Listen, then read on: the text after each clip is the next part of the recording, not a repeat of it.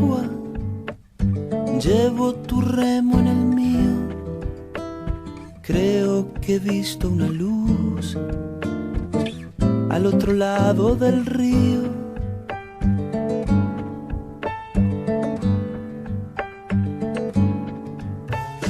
El día le irá pudiendo poco a poco al frío.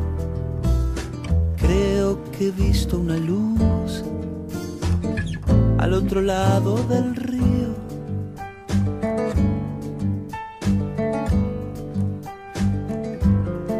Sobre todo creo que no todo está perdido. Tanta lágrima y yo soy un vaso vacío. Oigo una voz que me llama, casi un suspiro. Rema.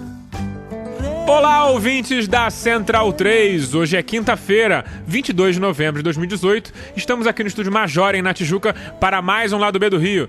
Quase completo. O Caio segue nas eternas férias, que são sua vida, mas Daniel volta a compor o painel após uma de suas 18 férias anuais. Olá, Daniel Soares.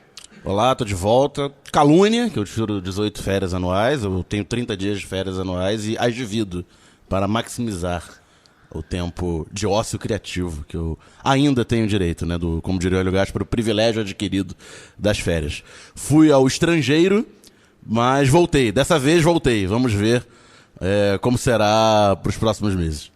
Olá, Fagner Torres. Olá, um bom dia, boa tarde, boa noite a todos. Essa abertura já está ficando famosa. Todo lugar que eu vou, que alguém me reconhece por conta do programa, a primeira coisa que fala: opa, bom dia, boa tarde, boa noite e tal. Então, tipo xadrez, vai conhecendo como a abertura Fagner Torres. E nem fui eu que comecei com isso. Na verdade, acho que foi o Maurício Targino, sim, né? Esse aqui é o bom momento e que ele agora inovou novamente. Tá falando que é o noite. Não tem bom dia, não tem de boa noite, é só o noite. Então, até a segunda ordem. Então, mais uma vez aqui estamos com o Lado B. Um Lado B na semana importantíssima. Já está todo mundo acostumado com o meu prefácio do programa, né? E a gente está gravando hoje, dia 22, né? Aniversário da portentosa cidade de Niterói. Pois é, para ir ao ar. Né? Rua 22 de novembro. Cidade de Sorriso. Cidade de Sorriso, que vai ser bastante prejudicada pelo tema do nosso programa aqui, né? Uma das que mais perdeu médicos com a saída dos cubanos aqui no Rio de Janeiro. Niterói? Mas eu falando do meu prefácio, antes de passar a palavra ao convidado, nós estamos aqui gravando o programa na Semana da Consciência Negra, né? Após o dia 20, mas ainda na Semana da Consciência Negra. Eu que nesse mês de novembro tenho focado muito minhas atenções e meus estudos em questões raciais. Eu estive só esse mês aí em 2 peças de teatro onde se debateu a questão racial, o encontro do Malcolm X com Martin Luther King, e também uma outra peça que estava em cartaz aqui no Rio de Janeiro, Traga Minha Cabeça, de Lima Barreto. As 2 peças já saíram do ar, né, de cartaz, mas em breve voltarão, segundo a produção de ambas delas, né, em breve voltarão, e eu recomendo que todo mundo vá assistir, sobretudo a Traga Minha Cabeça, de Lima Barreto, que fala da eugenia no Brasil, né, que é muito importante ser debatida e que muita gente não conhece, o projeto de branqueamento que o Brasil tentou, né, que a elite brasileira tentou passar, e muitos personagens da nossa história, personagens relevantes da nossa história, fizeram parte desse movimento, como Monteiro Lobato, como Machado de Assis. Que era negro. Né? E fez parte desse movimento. Eles se fuderam, nós estamos aqui, nós resistimos. Eu estou aqui como jornalista fazendo o programa. A gente tem um médico aqui na mesa hoje, negro, também para fazer o programa.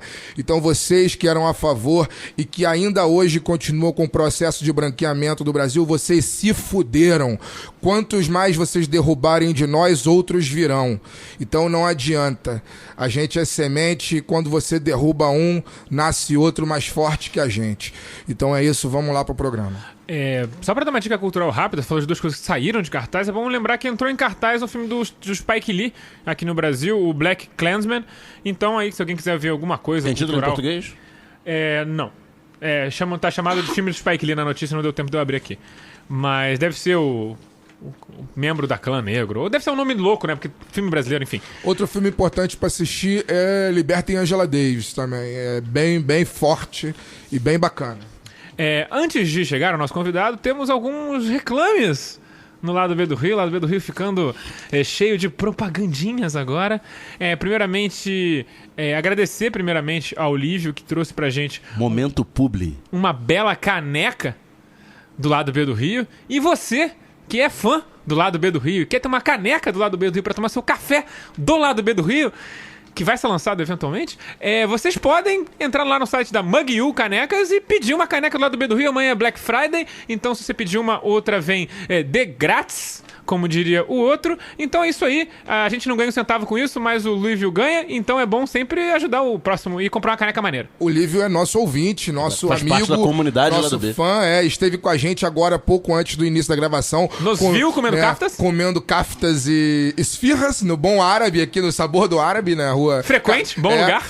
No Carlos Vasconcelos também não ganhamos nada, pelo contrário, é bem caro, inclusive, mas a gente come pagamos. lá. A gente come lá, né? Mas aceita ticket. Aceita ticket. Então, a gente não ganha nada, mas o Lívio ganha. Então, se você quiser ajudar o trabalho do Lívio, aí ele que tá na correria, camarada nosso de esquerda, e tá na correria de verdade, né? E coitado, tem que aguentar um grupo de Uber. Dá uma ajuda pro cara. Dá, né? Senão, e a caneca é muito legal. Compra a caneca do Lado B do Rio aí e toma um café pensando na gente. Não sei se vai ser agradável, mas... Toma um café ouvindo a gente. Melhor. Não, e só complementando o momento Márcio Guedes aqui, o nome em português do filme de Spike Lee é Infiltrado na Clã. Ou seja, foi até bom. E agora tem um áudio maravilhoso da Editora Boitempo para falar sobre as promoções deles. Alô, podosfera antifascista. Anualmente, a EDUSP organiza a tradicional Festa do Livro da USP, o evento mais aguardado do ano para educadores, estudantes e leitores, em que editoras oferecem descontos incríveis em seus livros. Esse ano, além de estar presente na feira, como sempre, a Boitempo decidiu acatar os pedidos de leitores de todo o país que não podem comparecer ao evento e vai oferecer uma seleção de títulos essenciais do nosso catálogo com 50% de desconto na loja online da Boitempo. A promoção vai acontecer nos mesmos dias da feira, de 28 de novembro a 1º de dezembro. Fiquem ligados e visitem www.boitempoeditorial.com.br. Um abraço! Bom, voltando aqui, a gente chegou aqui nosso maravilhoso convidado, Rodrigo Maranhão, médico de família que atua na Rocinha e além disso é mestre em saúde pública. Olá, Rodrigo. Olá, ouvintes. Olá, pessoal aqui do Lado B do Rio. É um prazer estar aqui com vocês hoje, porque além de estar sendo entrevistado hoje, eu sou um fã, um ouvinte, né? Há algum tempo, principalmente com o acirramento do golpe, o podcast, eu estou falando agora uma propaganda dos podcasts de uma forma geral, viraram a minha principal fonte de informação, porque era insuportável assistir TV ou ouvir a rádio. Sendo, né? E eu, que era um usuário casual, virei um adicto.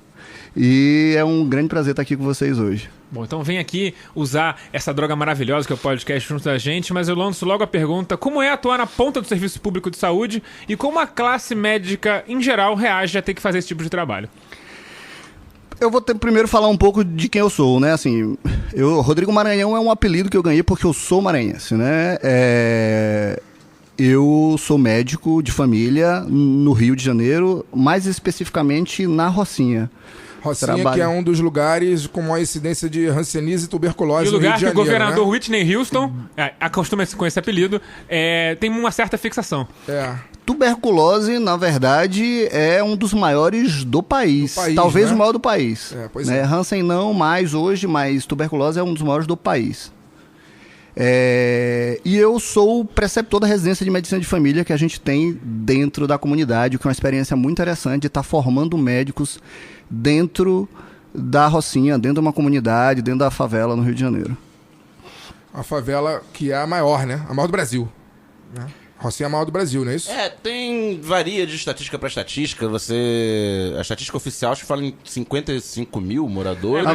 Vai competir com Heliópolis em São Paulo, né? Que também é gigantesco. Mas aí tem a questão que tem complexo, tem coisa que aí você não isola uma comunidade ou outra, tem várias. É polêmica. Depende da métrica. Pelo IBGE, eu acho que é em torno de 100 mil. Não tenho certeza absoluta no momento. A gente tem cadastrados, porque é uma das coisas que a atenção primária tem alguns princípios, né? Um deles é a descrição da população ao qual a gente é responsável. Então a gente acaba tendo um papel importante nisso. Eu, por exemplo, era residente em Niterói quando o Bumba caiu. Você falou de Niterói. Eu 2011, fui médico lá. 2011. Eu era médico lá e fiz residência lá. E só para te dar uma ideia... 2010. 10. Corpos nunca foram achados, alguns corpos. Sim. E tudo que foi utilizado para tentar achar as pessoas, para entender onde é que era a rua, porque realmente era um negócio descomunal ver aquilo depois de estar lá. No dia de manhã eu estava lá, no dia seguinte tinha uma montanha de escombros de 10 metros de altura. Foi o trabalho da atenção primária, que estava no território, que conhecia o território, que ajudou os bombeiros a identificar onde é que tinha rua, onde é que tinha casa, né? Então esse trabalho que a gente faz é importante e a gente hoje tem cadastrado na Rocinha em torno de 80 mil nas 3 clínicas da família que a gente tem na Rocinha. É porque a questão de censo do IBGE é muito complicado em favela, porque muitas vezes o recenseador não entra. Sim. E faz por Exato. estimativa. Eles dão em torno de 100 mil censos. Exatamente. Acho que o nosso é mais próximo. Se a gente da pegar uma saúde da média aí, família é deve ter mais uns confiável, 90, né? Da saúde da família é mais confiável. Mas e aí, como é que é essa experiência na ponta? Que foi E é isso. Foi uma escolha já desde cedo. Eu sou filho de médicos, né? Mas esse interesse pela saúde pública e por trabalhar com população de comunidade sempre foi um interesse desde o meu processo de formação, movimento estudantil. E aí, com a residência, fiz residência dentro de uma comunidade em Niterói. Então, eu fiz esta opção de trabalhar com os que mais precisavam, fazer essa disputa, hoje não só de cuidado, como de formação, né, de médicos dentro da favela. E é muito interessante estar lá dentro, é muito gratificante estar. Realmente é uma questão hoje, né? Não são todos os médicos que querem ir dentro da comunidade, até porque nós médicos somos de uma classe social um pouco mais abastada, né? Então lidar com o diferente é muito difícil muitas vezes, né? Conseguir produzir a empatia num cenário tão adverso, né? Muitas vezes faz com que as pessoas se bloqueiem. Isso eu vi muito no meu trabalho, no meu mestrado, que eu fiz sobre as políticas de desenvolvimento do Ministério da Saúde, avaliando os brasileiros que iam para as comunidades no Provab, que foi um dos primeiros programas que o governo fez antes do Mais Médicos, depois foi incorporado ao Mais Médicos.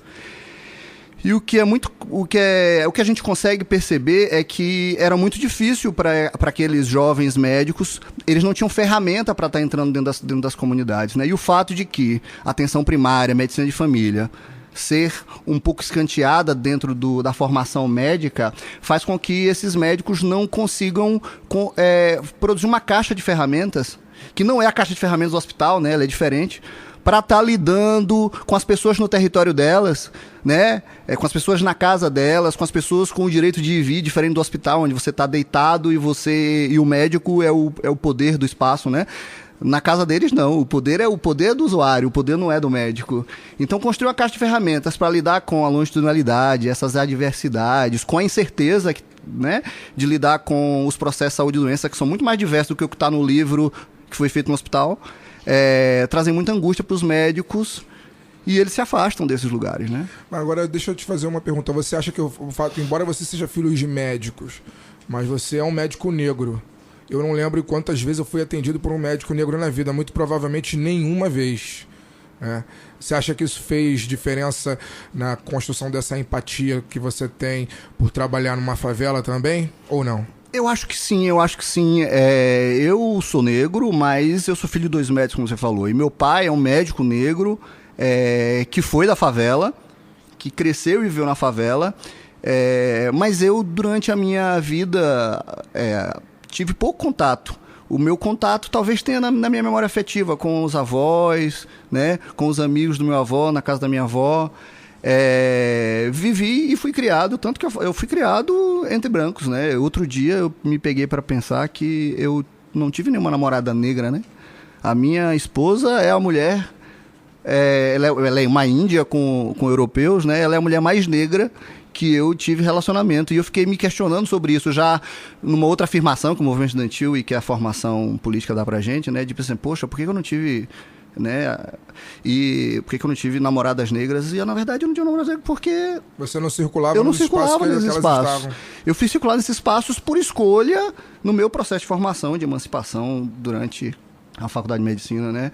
Então, acho que isso teve alguma influência, mas eu acho que a minha formação política, a defesa do SUS, enquanto central no que eu quero construir de mundo, né? Ou seja, eu resolvi centrar minhas forças de disputa do que vai ser esse mundo, apesar da política atual, apesar de tudo que a gente está vendo aí, na construção de um sistema público de saúde para as pessoas.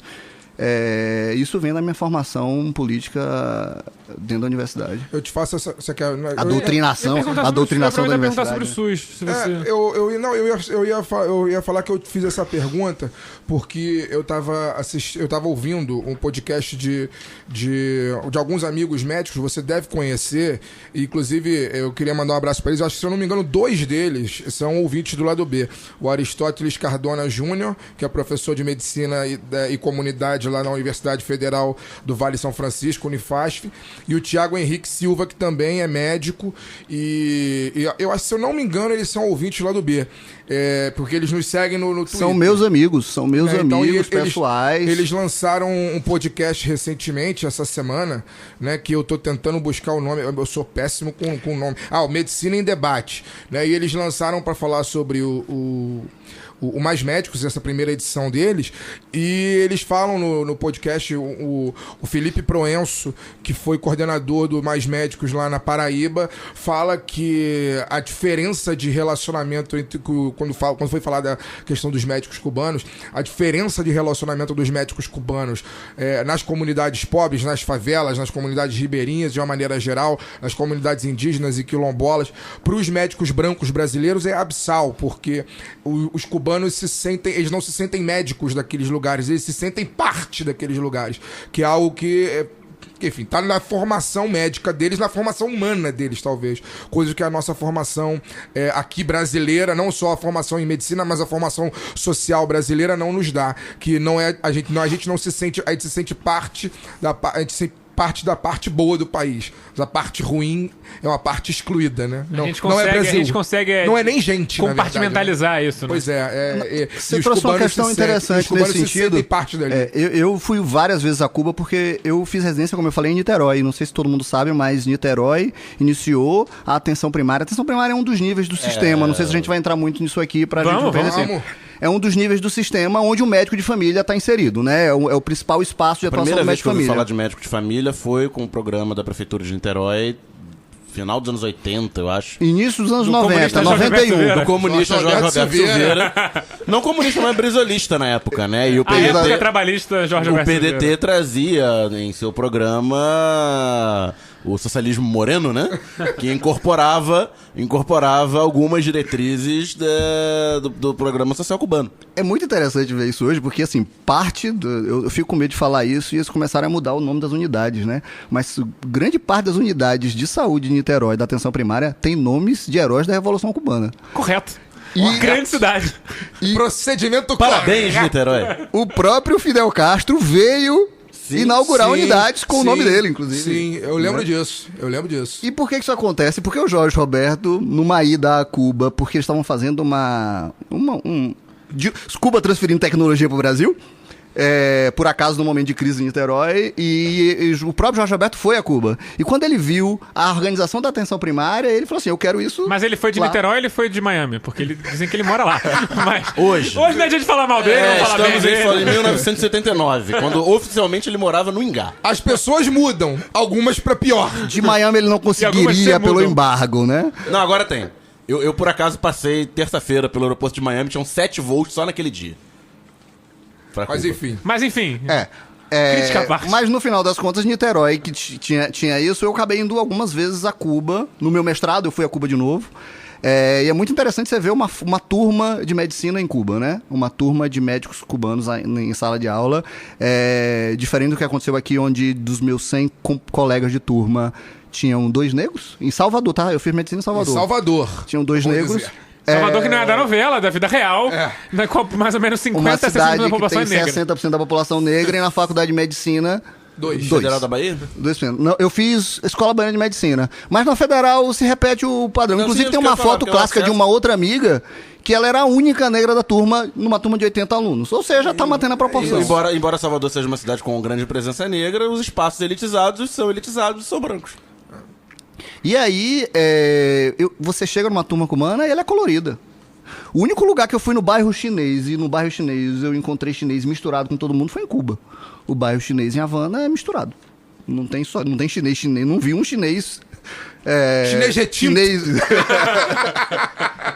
E é lindo o que a sociedade cubana conseguiu fazer, claro que com muitos problemas, a gente não pode tirar os problemas que a sociedade cubana conseguiu, mas ela conseguiu tanto que no próprio processo formativo dos médicos está muito claro a solidariedade, isso é um princípio do sistema de saúde cubano, a solidariedade, e por isso eles fazem missões internacionais, daqui a pouco talvez a gente vai falar um pouco disso, e também...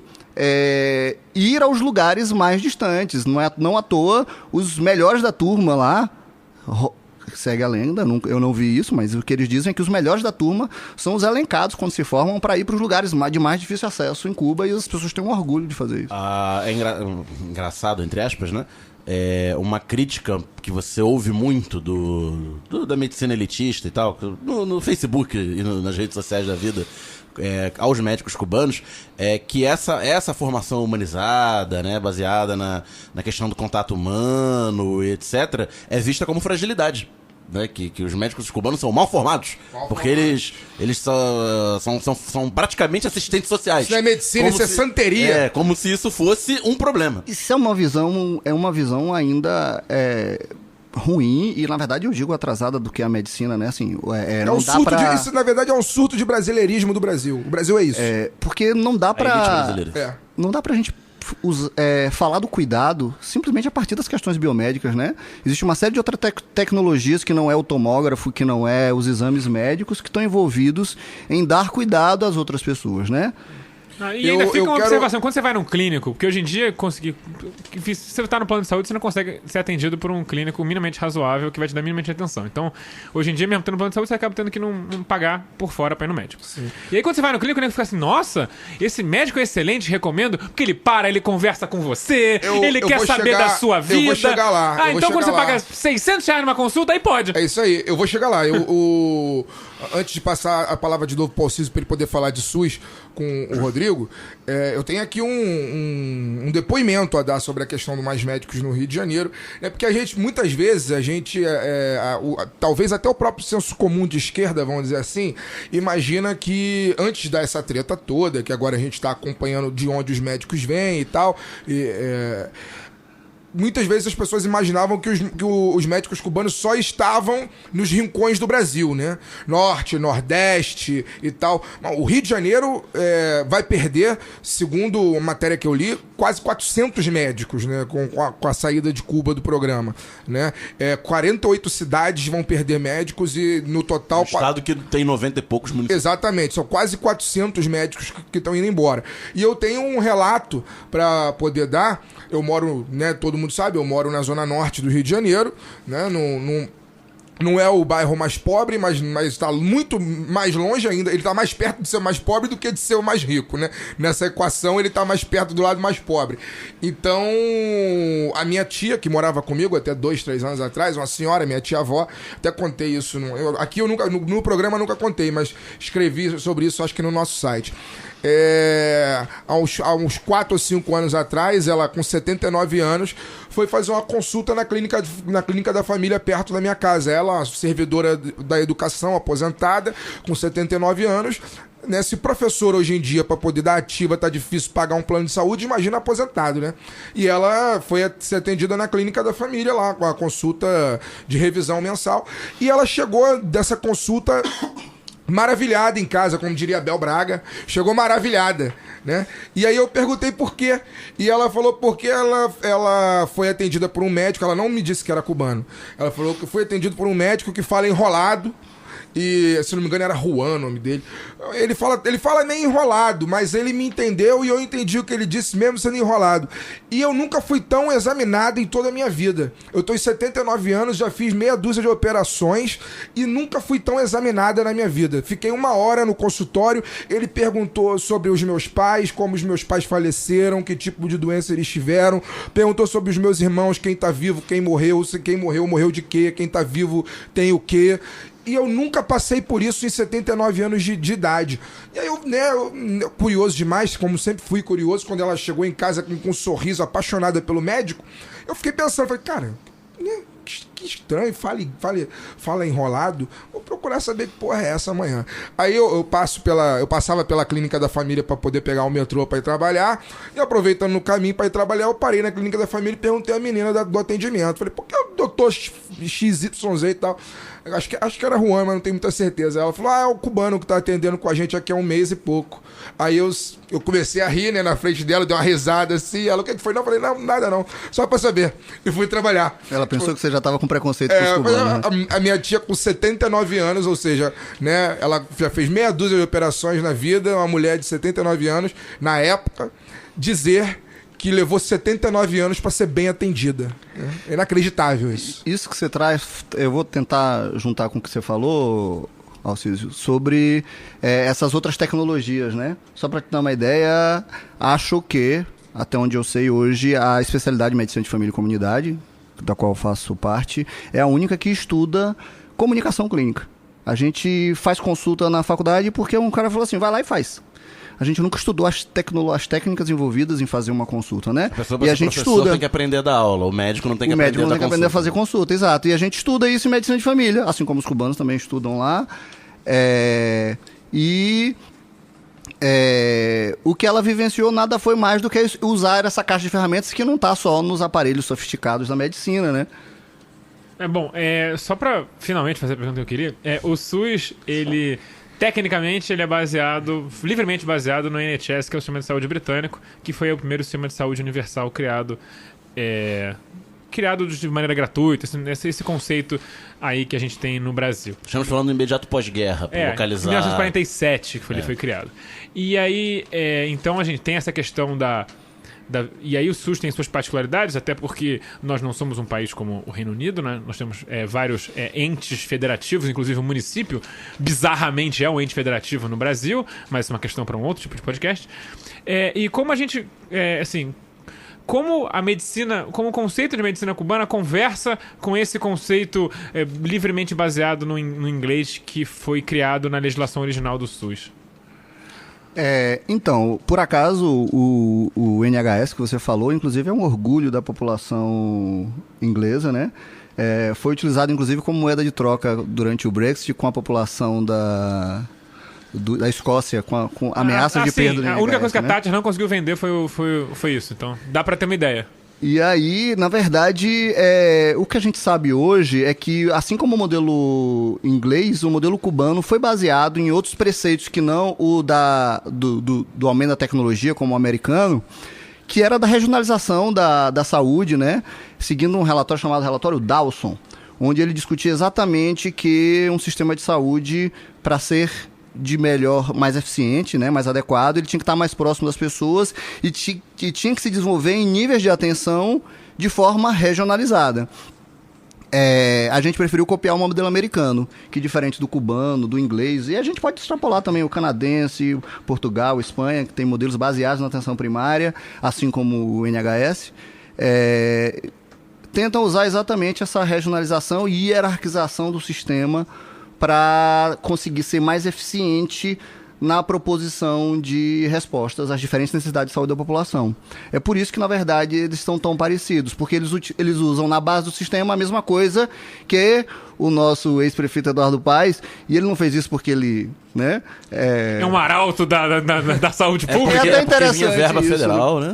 Mas não era só isso, não é até interessante ver isso, porque, na verdade, a expansão da atenção primária no Rio de Janeiro começou a ocorrer em 2008, 2009, eu não lembro exatamente o ano, que foi exatamente quando teve aquela crise da dengue. Eu não sei se todo mundo lembra que teve aquela crise que milhares de mortes. São várias crises da dengue também, a gente fica até difícil situar qual é. Essa foi a última maior. Foi a grande crise da dengue. E ele federal, foi... com Então César saúde Maia. virou uma pauta importante na eleição, né? E aí, quando ele está eleito, claro que tinha gente de diversas categorias dentro da medicina disputando o que ia ser, mas ele, como o Rio de Janeiro ia ser sede olímpica, ele foi nesses países. É o que diz a lenda, né? Ele foi nesses países e quando ele perguntava sobre os legados e sobre as outras áreas de desenvolvimento da Olimpíada nesses países, esses países viravam e falavam: não, aqui a gente tem o médico de família na ponta, nas clínicas de família, entre aspas, né? Atenção primária, forte, etc e tal. Por acaso, os países que ele foi, Londres, foi para Atenas, provavelmente? Barcelona, Austrália, Sydney... Nem que Atenas não, que Atenas foi um grande fracasso. Montreal, e aí, ou seja, todos os países... Mas Moscou ele não foi. Pra Moscou ele não foi. Mas Moscou não era o mesmo sistema, né? De 1980. Olimpíada de Moscou, Olimpíada de Montreal, que diga-se, porque falam de corrupção aqui na Olimpíada do Rio, Montreal construiu um aeroporto do tamanho, sei lá, é um aeroporto gigantesco que não pagaram até hoje por causa da Olimpíada, 76. Então tem corrupção só no Brasil, só. Que é o nome do pai do atual primeiro-ministro, né? Ele é o Montreal Trudeau. Não, mas só dois pequenos depoimentos, né? Falando de organização de saúde, eu acabei de, como eu falei no início, de voltar do estrangeiro. E os nossos amigos que nos receberam... De navio? De navio. Mentira. Os nossos amigos que nos receberam em Chicago, eles têm uma filha. Aliás, a nossa ligação é exatamente essa. Eles têm uma filha da idade da minha, que eram amiguinhas de creche. E ela estava falando lá como ir ao pediatra. Né?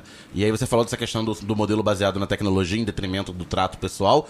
Ela tem que sempre tentar ir quando é o mesmo pediatra atendendo, porque embora seja privado, né, com seguro-saúde, que o marido dela trabalha e tal, e tem direito, ela tenta ir, ela vai numa clínica que a saúde é commodity.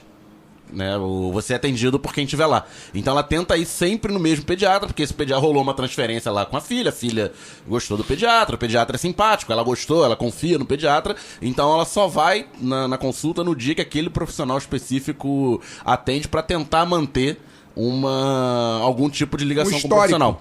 Um histórico, porque se depender do sistema, da forma como ele é organizado, não tem esse tipo de coisa. Não à toa o sistema de saúde americano é o mais caro do planeta e o menos eficiente de todos os países desenvolvidos, né? É bom lembrar que os Estados Unidos talvez tenha a menor expectativa de vida dos países envolvidos, né? Da ODC. Gravidez na adolescência, entre vários outros. Obesidade. Mas a obesidade é passeio, né?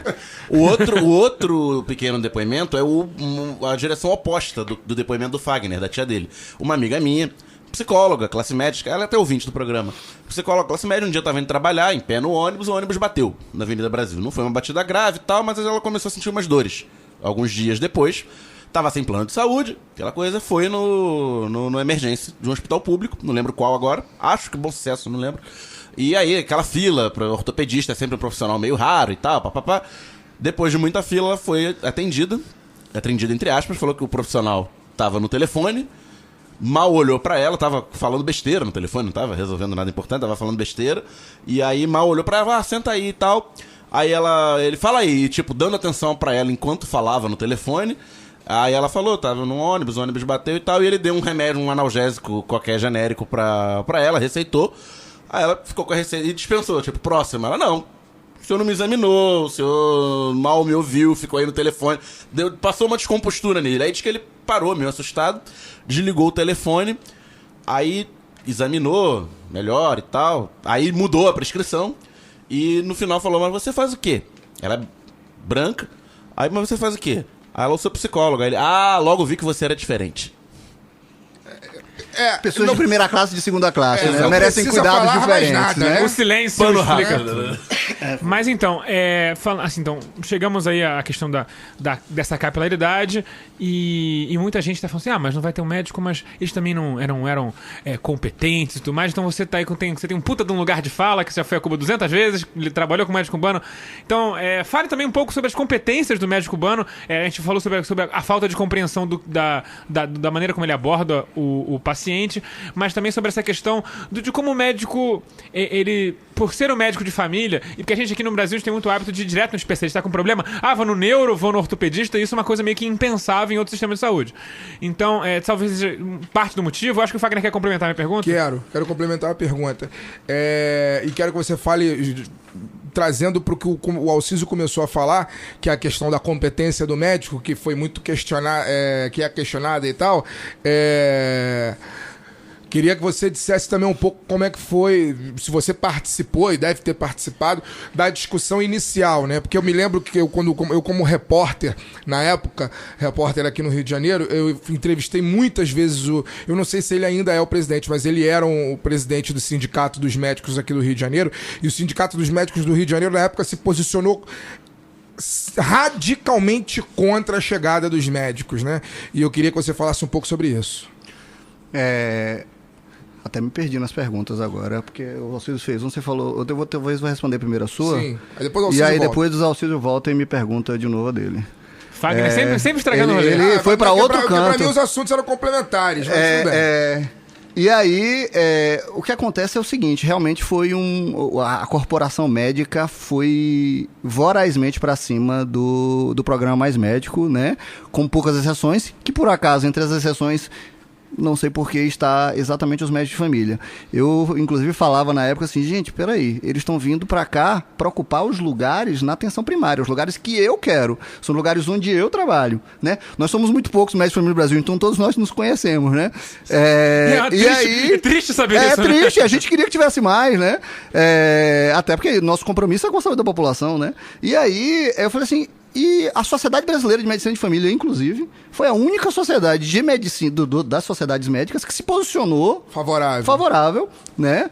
E de forma, claro que tecendo críticas, porque é um programa grande com prós e contras, eu não vou discutir eles aqui agora, mas assim... Feito meio em cima da hora, né? Eu não sei se foi feito em cima da hora. Foi reação àquelas manifestações. Foi feito em cima da hora. Acho que já estava se pensando em diversas e aproveitou o momento formas de... Exato, eu acho que pode ter sido eu lembro que entrevistei o presidente do sindicato meia dúzia de vezes e ele não tinha argumentos médicos para poder dizer que ele era contra. Ele dizia que era contra, que o povo não entenderia o que os médicos iam falar. Eu vou voltar. Essa era a desculpa. Eu sou contra. Então vamos pra voltar. Então, é melhor ter um médico bom ou não ter médico nenhum? Porque esse é o dilema. Eu acho que é sempre melhor ter um médico, né? E se esse médico é formado para aquilo que você precisa, melhor ainda. E essa é a defesa, né? Os médicos cubanos que vieram eram especialistas em medicina de família e comunidade, né? Ou seja, eles, além de serem médicos cubanos, né? E claro, a gente não pode aqui esconder o fato de que Cuba não é diferente do Brasil. Tem médico bom, tem médico ruim e tem médico mais ou menos, como qualquer lugar. A diferença é que esses médicos eram formados para o que a população precisava. E não era só formado para a população precisava. Pegando alguns ganchos do que vocês já falaram aqui, por exemplo, você falou da sua avó na Zona Norte. Eu uma vez lá conversando com o gestor falou assim, eu não sei por que trouxeram um médico cubano para cá, isso era Campo Grande. Aí eu falei assim, por que não falta médico? Aí eu falei, então me explica aí. Quem era o último médico que estava aqui no lugar desse cubano que chegou agora? Ela, era um ortopedista. Aí ele atendia tudo? Não, ele atendia só adulto. Ele ficava o horário todo? Não, ele não ficava o horário todo, porque a gente é contratado, eu sou contratado 40 horas, eu fico 40 horas dentro da unidade. Aliás, eu fico um pouco mais, né? Porque a gente acaba ficando por diversas questões, né? Chega um paciente que necessita um pouco além do horário, a gente não vai abandonar o paciente. Então, aí não. E ele ficou quanto tempo? 3 meses. E diante dele, foi um pediatra. E ele atendia adulto? Não, atendia criança. Ele ficou quanto tempo? 2 meses. E antes dele, teve um outro clínico geral. E ele ficou quanto tempo? Ele ficou 3 meses. Só que esse médico cubano que ela estava falando assim, que eu não sabia porque ele ficou 5 anos dentro da comunidade dele. E isso é um princípio da atenção primária. Isso é um princípio de um sistema de saúde organizado com um médico capaz de produzir o que a gente chama de longitudinalidade, né? Cuidado ao longo do tempo, né? Que é um dos pilares em todos esses sistemas de saúde que a gente citou, né? E tem vários estudos mostrando como a longitudinalidade é importante. Então, ter um médico ao longo do tempo é importante. As tribos de indígenas aconteceu a mesma coisa com os cubanos, né? As tribos, de repente, se viram com algo que elas nunca tiveram. Porque ia um médico, geralmente um médico que queria entender a saúde indígena, que queria estar lá, mas que ia 2, 3 vezes, não ia mais. Por quê? 15 dias na tribo, 15 dias na cidade. 15 dias na tribo, 15 dias na cidade. E aí passavam no concurso melhor? Beijo. Exato. Pela primeira vez, eles tiveram médicos que ficavam 3 anos com eles. No interior do Brasil, a mesma coisa. Médicos que ficavam ao longo do tempo, durante um período, né? E aí a gente entra em outra questão, mas por que não revalida? Que é uma das coisas que a corporação médica falava, né? Porque a nossa tendência é desconcentrar nas grandes cidades, né? a ideia e provimento emergencial, que é o que o Mais Médico traz, ele existe nesses outros sistemas de saúde também. Em torno de 15% dos médicos na Austrália, no Canadá, que são áreas remotas, são provimento emergencial. E, inclusive, Cuba faz para alguns desses países provimento emergencial. Inclusive, Cuba, 15%. No Brasil, claro, é mais porque a gente tem um sistema desorganizado, a gente tem menos médicos do que devia, a Corporação Médica disse que não. Né? O número mágico que o Mais Médico trazia, né? O Mais Médico é uma política bem complexa, né? O provimento emergencial é um dos pilares do Mais Médicos, né? Porque, como diria Betinho, quem tem fome tem pressa, né?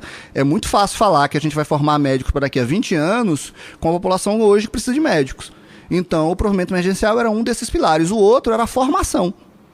Né? Ou seja, enquanto a gente não tem médicos suficientes, a Corporação Médica que a gente tem em torno de 1,8 médicos por 1.000 habitantes no Brasil. Para te dar uma ideia, e esse é o número, por isso esse é o número que está na lei do Mais Médicos Inclusive, o número mágico de 1,8 para quanto? 2,7. Não, mas para quantos mil habitantes? 1,8 para 1.000 habitantes. Para 1.000 habitantes. E o ideal, 2,7. Não existe um consenso do que é o ideal. Por que 2,7? Porque o NHS trabalha com 2,7 médicos por 1.000 habitantes. Cuba com 7, 8 médicos por 1.000 habitantes. Então, assim... Então, por isso, o Brasil usou 2,7 como número, entendendo que dos países que a gente conseguia se comparar, a Inglaterra é o maior país desses países, né, que tem um sistema consolidado. Então, 2,7 seria um número. Né? E o que os médicos negam é que não, a gente tem médicos suficientes. O que não é real, né? A gente tem uma série de vagas desocupadas, né? Dentro dos municípios, né? Eu mesmo vivi anos e anos com médicos com vagas desocupadas em vários municípios onde trabalhei, né? Assim, onde me formei. Se tivesse um cara que falou assim, se tá fácil ganhar dinheiro sendo médico, é porque tem pouco. Claro, inclusive outra coisa que eu falo assim, você imagina o seguinte, foram, na primeira vez, veio 14 mil médicos, você é jornalista, né? Sim. Você é o quê? Você é advogado. Você imagina se eu resolvo introduzir no Brasil 14 mil jornalistas, economistas ou advogados. O advogado ia fazer diferença, somos mais de 1 milhão. Então, quem é um peido pra quem tá cagado? Eu acho que o único problema de colocar mais 14 mil jornalistas no Brasil é que é capaz de destruir o Brasil mais rápido. A gente precisa de menos jornalistas, precisa de bons. Mas o que eu tô querendo dizer é, você destrói o mercado de trabalho de qualquer país com 14 mil. Vieram 14 mil médicos cubanos pra cá e não fez nem cosquinha. O salário do médico, inclusive, aumentou no período, se você for olhar, né? Pois é. Só pra concluir esse bloco, acho que tá na hora de a gente fazer uma ode aos médicos cubanos, Fagner. Fazer o quê? Uma ode aos médicos cubanos. Ode. Eu acho que assim, o que aconteceu nessas últimas semanas foi, requentaram todos os últimos 6, 7 anos de merda que falaram de médico cubano aqui. Acharam os 3 médicos cubanos críticos ao programa? Assim? Acharam, sempre tem, né? Porque assim, a falácia comum, né, da direita, arranjar um arrombado que quer falar o que ele quer falar, e aí toma como exemplo pra desvalorizar tudo. É a mesma coisa que arranjar o Paulo Negão lá, que anda com o Bolsonaro pra mostrar que o Bolsonaro não é racista, e o Fernando Holliday pra mostrar que é o gay que é a favor da homofobia. Tem sempre alguém que se presta a fazer esse papel. A verdade é essa. A humanidade é assim. Tem sempre alguém que alguém muito bem pago pra alguém fazer que entra isso. no rolê porque vê o cifrão brilhar. E assim, a última cretinice, né? A cretinice que justificou a retirada de Cuba do programa, aliás, na minha opinião, muito corretamente, porque também tudo tem um limite. E eles até foram bem tranquilos com o Temer, porque o Temer foi babaca, mas não falou merda, pelo menos, né? De chegar ao ponto da pachorra do cara chegar e falar, não, eu tô preocupado com os direitos de trabalho do cubano. O mesmo desgraçado que fala que o brasileiro ou trabalha ou tem direito, tem que escolher. Isso aí. Mas aí o cubano não, o cubano tem que ter direito pra caralho nesse país, porque, porra, é um comunista Bolsonaro, né? Ele tá preocupado com os direitos trabalhistas dos países socialistas. E tem mais um item aí que a gente não falou, né? Mas acho que é ponto pacífico aqui na nossa mesa, né? Os médicos cubanos, eles incomodaram desde o começo no Brasil, porque os médicos estavam vindo, muitos deles, grande maioria eram negros. E ponto final. Se o Brasil tivesse importando médico sueco, a língua não seria problema. Se fosse médico mexicano, já não ia dar rolê. Nada seria problema. Mas eram médicos pretos. médicos pretos no Brasil, né? É muito pra esse país nórdico, né? Só pra evoluir, só pra terminar, o que eu queria falar é assim, tratar o... E assim, a gente poder ter falado, entrar nos detalhes sobre o sistema, sobre a questão de como meio que é criada meio que uma empresa pública de Cuba que faz um contrato, que eles sabem exatamente... Inclusive, eles sabem exatamente quanto é a mais-valia deles, porque eles sabem quanto o governo cubano vai ganhar no negócio. Você, trabalhador, duvido que saiba quanto é a sua mais-valia no seu trabalho, o quanto você produz pro seu patrão. Eu, quando descubro a minha mais-valia, eu fico desesperado. Circulou um texto de uma pessoa falando que é contratada terceirizada de uma prefeitura, de um estado, sei lá, e que o salário líquido dele, sei lá, R$2.600 e custa R$8.000. Ele descobriu que cada trabalhador da empresa, que a empresa cobra R$8.000 por trabalhador. Então, ele ganha menos de 20%, menos de 25%. Pois é, eu vou dar um exemplo prático que eu e Fagner conhecemos. A taxa de mais-valia no México cubano é 30%. Né? O governo cubano cobra 10 mil, eles ganham mais de 3 mil e poucos reais de salário. Menos que 30%. Um pouquinho mais de 30% de mais-valia. 70% de mais-valia. Menos que... enfim, vocês entenderam. Advogado não é bom de conta. Mas menos que 70% do valor vai pro governo cubano. A ESPN cobrava da gente 90% do que a gente ganhava. Do que a gente produzia pra eles.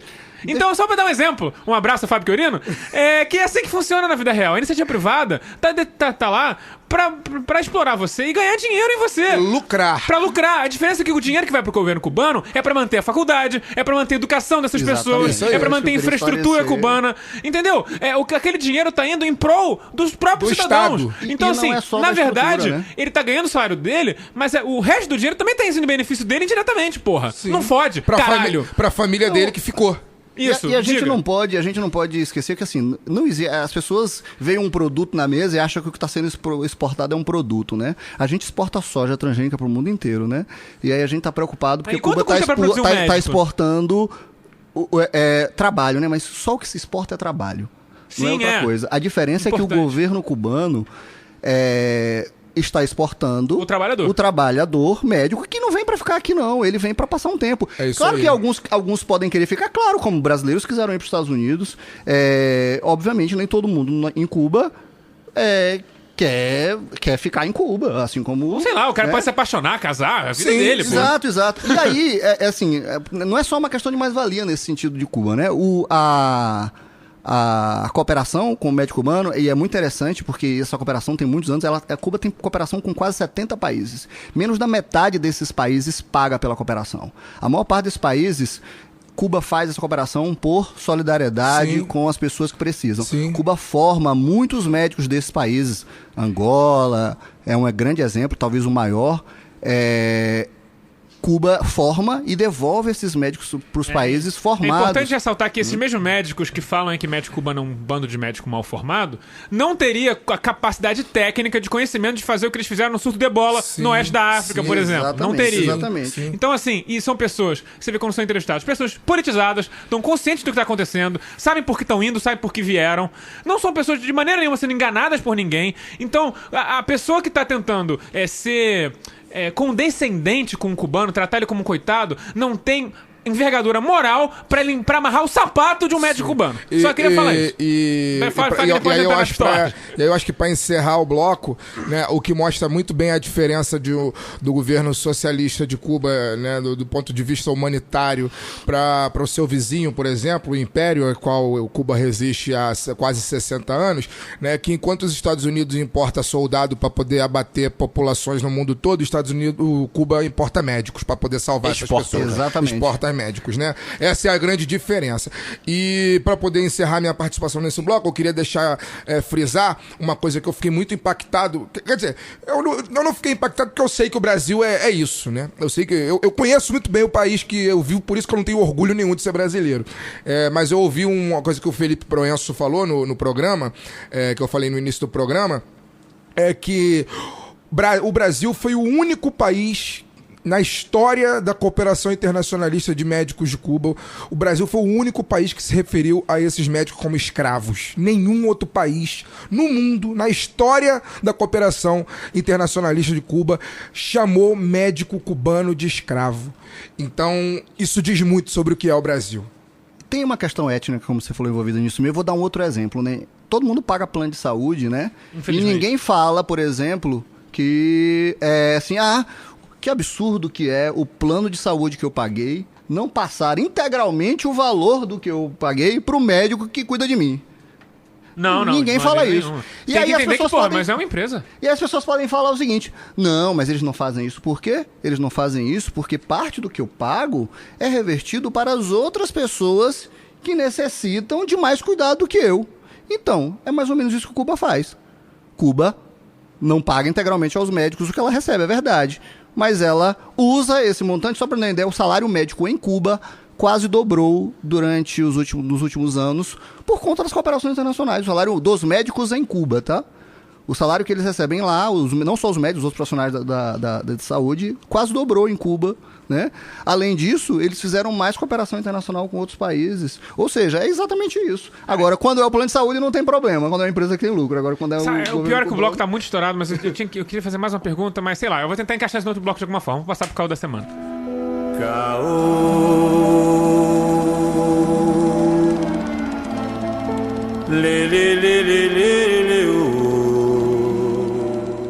Uma coisa que não sai das manchetes dos telejornais e jornais aqui do Rio de Janeiro é a saúde pública. Em eterno estado de calamidade, como até os nossos referências anedóticas aqui no primeiro bloco provaram. Então, quais são os desafios que fazem essa saúde do Rio ser tão precária assim, comparada talvez a outros lugares? Ou é questão de manchete, que nem a violência? Acho que um pouco dos dois, né? Os governos do Rio maltrataram muito a saúde do Rio, de uma forma geral. Os governos do Rio maltrataram muito a saúde do Rio nos últimos anos, né?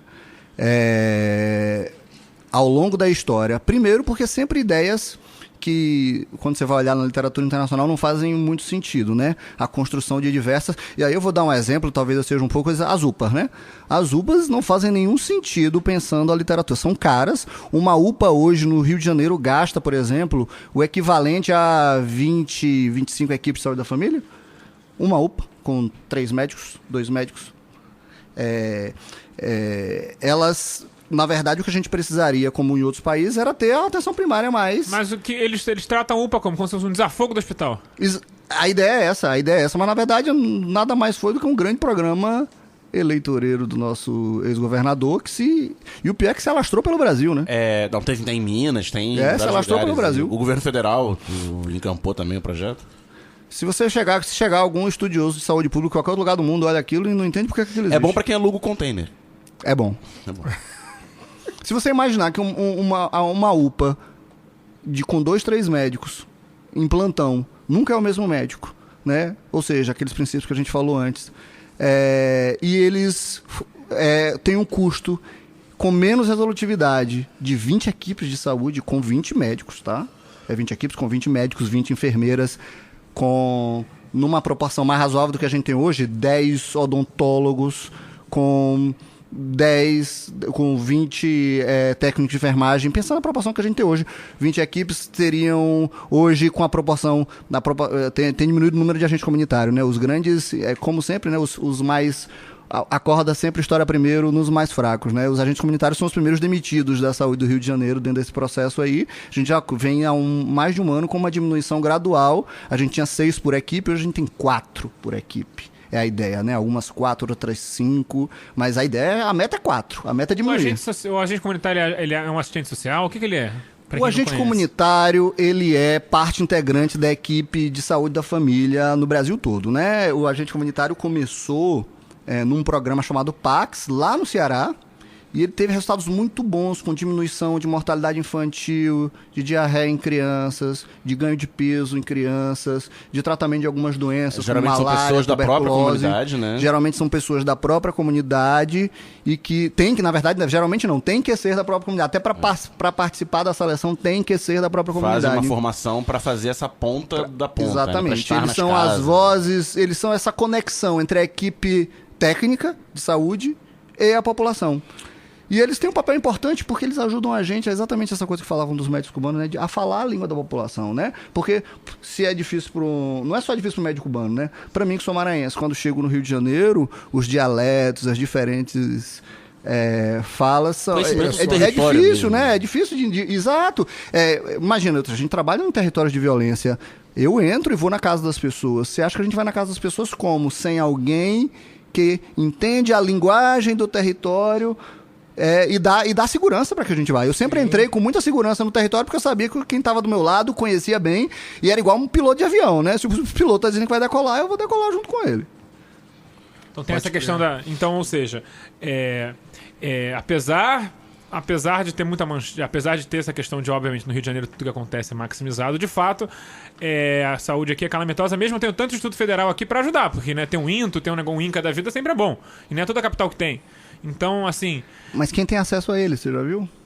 As filas são de anos. E, de novo, tem a ver com o fato de que não tem... Tudo estoura no hospital. Exato, tudo estoura no hospital. E foi isso que aconteceu com a dengue, né? Por que em 2007, 2008 teve aquela crise da dengue? Porque tudo estourava no hospital. Niterói, que era uma cidade com a mesma geografia, com a mesma crise da dengue, morreram 2 pessoas. No Rio de Janeiro morreram centenas de pessoas.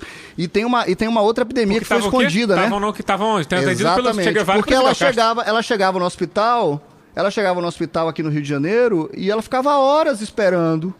E aí, quando ela era atendida, ela entrava em choque hipovolêmico por conta. Choque hipovolêmico é quando a gente perde o líquido dos vasos e ele vai para outros espaços do corpo. E aí, é isso. O paciente tem uma parada porque... Não é saudável ter um choque hipovolêmico. Não é saudável. Eu tentei explicar uma questão técnica que eu falei. Deixa eu só fazer uma correção aqui que eu falei, já que a gente está falando agora especificamente sobre o Rio de Janeiro, ainda voltando o bloco passado, com a saída dos médicos cubanos do programa Mais Médicos, o Rio vai perder 224 médicos, tá? Duque de Caxias, que é uma cidade gigante, perde 11, tá? Tem mais de 1 milhão de habitantes, né? Não, acho que não chega a isso. São Gonçalo tem mais. Perde 11, mas a Baixada Fluminense, que é provavelmente a região mais populosa, depois da região metropolitana. Não, a Baixada é dentro da região metropolitana, né? Isso, a Baixada... Depois da capital, a Baixada Fluminense é o local mais prejudicado, né? Onde o Bolsonaro, por exemplo, deve ter tido, 80% dos votos. Por aí.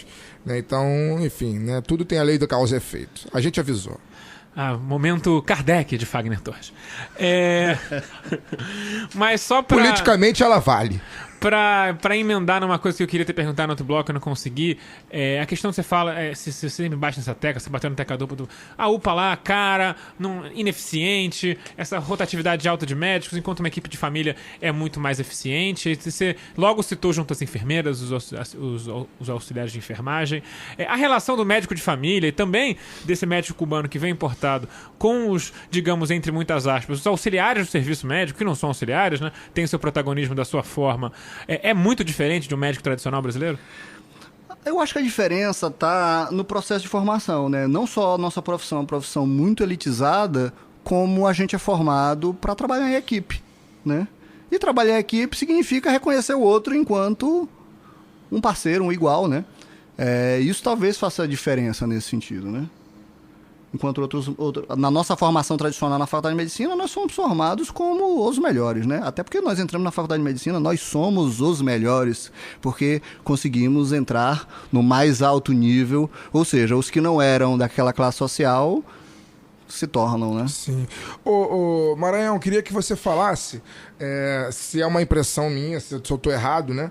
Ou não, mas a impressão que eu tenho, especificamente aqui no Rio de Janeiro, que dependendo do município, né, minha família, por exemplo, é do município de Itaperuna, no Noroeste Fluminense, que é reconhecida, eu também até que ponto não sei se isso é lenda ou não é, mas é reconhecida como uma cidade que tem um atendimento médico hospitalar, né, melhor, bom em determinadas áreas. Pessoas que saem do Rio de Janeiro para poder fazer tratamento neurológico, cardiológico lá, porque o Hospital São José de Avaí é uma referência naquela região lá. Eu queria que você me dissesse se é uma impressão errada minha ou, dependendo do município no interior, o atendimento hospitalar no Rio de Janeiro é melhor do que até na capital. Então, porque na verdade a gente sempre confunde isso. A gente acha que ter um médico bom faz com que o atendimento seja bom, né? Claro que tem hospitais de excelência no Rio de Janeiro, os atendimentos desses hospitais, como foi citado, do INCA, do INTO ali no antigo JB, são muito bons. Eu não tenho dúvida que os médicos que estão ali são muito qualificados. A grande questão é como esse paciente conseguiu chegar lá, né? Ou seja, primeiro, a gente dá acesso a muito poucos que conseguem chegar lá, né? A grande massa de desvalidos que precisava ter acesso a isso, não tem. Não tem por quê? Porque não houve outros espaços onde ele pudesse ser atendido, onde pudesse ter tentado resolver o que é possível resolver em outros níveis de atenção, antes que tenha que estourar lá, entende? Por exemplo, vou dar um exemplo claro aqui. Diabetes. O problema do diabetes não é só o açúcar que está alto no sangue. São todas as consequências ao longo do tempo de um diabético. E aí, quantas amputações fazem no índice do diabético? Exatamente. Né? Aí a gente chega nas amputações. E por acaso o Rio de Janeiro eu não tenho um dado atual, mas até 5 anos atrás, com certeza, eu vou te dar esse dado com muita tranquilidade, recordista em amputações de pé diabético no Brasil. Então o que acontece ou seja, não tenho dúvida que os cirurgiões vasculares do Rio de Janeiro são bons. Né? A grande questão é que... Por que eles fazem tanta cirurgia? Por que eles precisam operar tanta Porque a gente não teve uma atenção primária que conseguisse evitar que... pessoa, porque não é só a cirurgia, né? Tem uma série tem toda uma nuance de doenças vasculares e de doenças que o diabetes gerou. E a gente tá falando só da amputação, mas, por exemplo, o infarto. Isso que eu ia falar, a amputação tá no lucro, né? Eu, por exemplo, tenho um tio que toda a família suspeita que ele morreu de câncer, mas na certidão de óbito dele tá como um infarto, porque ele ficou... quando ele começou a sentir sintomas, já era bem velho, mas quando ele começou a sentir os sintomas, ele não tinha plano de saúde também na época, começou a vomitar o que comia, e até que chegou um determinado momento que ele não comia mais. E aí ele ficou pulando, sendo levado de hospital em hospital, e o hospital ele ficava 3 dias no hospital, o hospital ele melhorava um pouquinho e mandava para casa. Aí daqui a pouco ele passava mal de novo no dia seguinte, aí ia para um outro hospital, ficava 2 dias, voltava para casa. Até que um dia ele voltou para casa e infartou, morreu. Um dado pra gente pensar, emagreceu, por exemplo, 30 quilos em 2 meses e morreu. E tem estudos que mostram isso no Jorjá, tanto Mais Médicos como na expansão da atenção primária no Rio de Janeiro, que ocorreu entre 2008 e 2016, né? Essa expansão da atenção primária, tanto no Rio de Janeiro quanto a expansão por causa do Mais Médicos no Brasil, diminuiu internações hospitalares, tanto por doença crônica quanto por doenças que a gente chama sensíveis, ou seja, doenças que agudizaram, né? E é importante fazer isso, não é só por causa... para mostrar que o meu trabalho, olha como o trabalho do médico de família é bom lá na ponta. Não, é porque quando eu diminuo a atenção sobre o hospital, quem está no hospital vai conseguir fazer um trabalho de maior qualidade. Né? Vai atender quem realmente precisa chegar no hospital. E quem não precisa chegar no hospital, não vai chegar no hospital. Porque um hospital, para quem não precisa chegar, pode se tornar perigoso, né? Infecções hospitalares, sim. Né? Exames desnecessários, intervenções médicas desnecessárias, né? Ou em exagero. Porque o médico, o cirurgião é feito para fazer cirurgia. Ele Se não tá lá pra fazer o que eu faço, ele vai operar pra caralho. Entende? Então é por isso que é importante. É importante que cheguem a mim primeiro para que eu, como médico de família, eu estou usando esse exemplo como médico de família, para que quem chega no cirurgião porque realmente precisa chegar no cirurgião. Bom, a gente poderia fazer um dia especial sobre controle social da medicina, mas acho que tem a sensação que se entrar nesse assunto agora, a gente vai ficar aqui até 4 horas da manhã. Então eu vou passar direto pro lado A, lado B. Lado A, mendigo, lado B, playboy, lado A, mendigo, lado B, playboy, lado A, mendigo, lado B, playboy. O lado A, lado B dessa semana, na verdade, tem 4 lados, vai até o lado D. A transição de um desgoverno ao outro, além de muita vergonha alheia e muitos desmentidos, demonstra que há 4 grupos disputando o poder atualmente. Os milicos, que formavam um grupo mais próximo do dono da bolsa de cocô, tá ok, já começaram a ser escanteados. Paulo Guedes e seus Chicago Boys começam a emplacar todas as nomeações na área econômica e antecipam já um embate futuro com a turma do submundo da política, capitaneada por Onyx Lorenzoni e seu DEM, que já emplacou 4 ministros, representando lá os seus interesses, que nós sabemos bem quais são. E por fim tem a turma do surto coletivo, que emplacou o chanceler e conseguiu barrar a indicação de ministro da Educação, que não parecia ser insano o bastante. Tem como prever alguma coisa nesse samba do cis hétero branco cristão em surto psicótico? Tem, vai dar merda. Já tá previsto. Todo mundo sabe. Todo mundo merda avisou. pra quem? Vai dar merda pro país. Vai dar merda pra quem é mais vai dar merda fraco. pro país, a gente sabe. A questão é, nesse cabo de guerra de 4 lados, uma rosa dos ventos de cabo de guerra, um negócio muito sofisticado, quem você acha que vai levar a vantagem? Quem vai ter a orelha do presidente? Na minha opinião, o evangelistão, a galera O surto psicótico. galera do surto psicótico, os magnomaltas da vida. Quer dizer, o magnomalta não Não é dos mais surtados. Ele não é o... Ali não Ele é é só surto. cretino mesmo. Ele é cretino. Ali a questão é poder, né? Cretino, na minha opinião, surtado é o nosso chanceler com X e 2 L's, né? Esse cidadão pela madrugada. Que ao ser né? chamado de medieval, o professor Amorim falou que encararia como um elogio. Esse cidadão, né? Aquela era onde as pessoas cagavam onde comiam. Eu fico imaginando... Ah, como era bom quando se temia a Deus. Eu fico imaginando o Celso Amorim, né, que foi considerado o maior diplomata do mundo por alguns anos seguidos, né, tendo que lidar com esse tipo de cidadão. Bons né? tempos, a gente Eu adoçava fico comida com imaginando, chumbo né? e se pintava de arsênico. Eu li a entrevista do Celso Amorim, agora eu não lembro exatamente qual veículo, mas assim, eu lendo, ele não estava falando, não. Eu li a entrevista e nas palavras que ele disse pro repórter, eu percebi a angústia que ele tá vivendo. Ele deve tá pensando, cara, que caralho aconteceu depois do meu trabalho? O pior de tudo é que é o seguinte, nem colocaram, ele não era um membro da carreira diplomática de primeira categoria. Não, ele é um júnior. Ele era o júnior, ele tinha acabado de se tornar apto a virar embaixador em algum lugar. Ele é júnior. Eu fico imaginando o corpo diplomático de Itamaraty, que é elitista até a medula. E tem toda aquela flema da sofisticação. Do cosmopolitismo e tal. E que muita gente deve ter votado no candidato vencedor vendo agora o seu chefe. Eu acho que vai dar merda, cara. Assim, a minha grande dúvida, quer dizer, acho não, eu tenho certeza que vai dar merda pro país. Não vai acabar bem o que tá acontecendo. A gente vem dizendo isso há 2 anos, assim. Não tem como acabar bem. Não tem como acabar bem o que tá acontecendo no Brasil, né? Com um golpe, com eleições fraudadas, né? Com um candidato... E aí é fraudada não no sentido literal das urnas, mas fraudada porque... Processo eleitoral foi viciado. Esse cidadão, ele mostrou desrespeito pela democracia, né, durante todo o processo eleitoral e com a anuência dos tribunais superiores, enfim, né, o cara não participou de nenhum debate, o cara colocou as urnas em xeque, o cara fez uma série de... O cara participou de uma entrevista para um canal de televisão no momento que estava acontecendo o debate eleitoral. Quer dizer, é um processo absolutamente viciado que levou esse cidadão ao poder, o esperma de Hitler ao poder, né? Não tem como dar certo, e agora você vê pelos próprios grupos que você colocou no início do bloco. Só gente boa. Né? Que estão ao seu lado, não tem a menor possibilidade de dar certo. Isso só vai resultar em aumento da fome, isso só vai resultar em precarização dos sistemas públicos, isso só vai resultar em assassinatos, isso só vai resultar em coisa ruim. Nada. O que vai acontecer no Brasil, a gente só não sabe o que é, mas sabe que vai ser muito ruim. Nos 2 principais grupos que o Alciso citou aí, né? Você tem no grupo do Paulo Guedes, os Chicago Boys, os ultraliberais,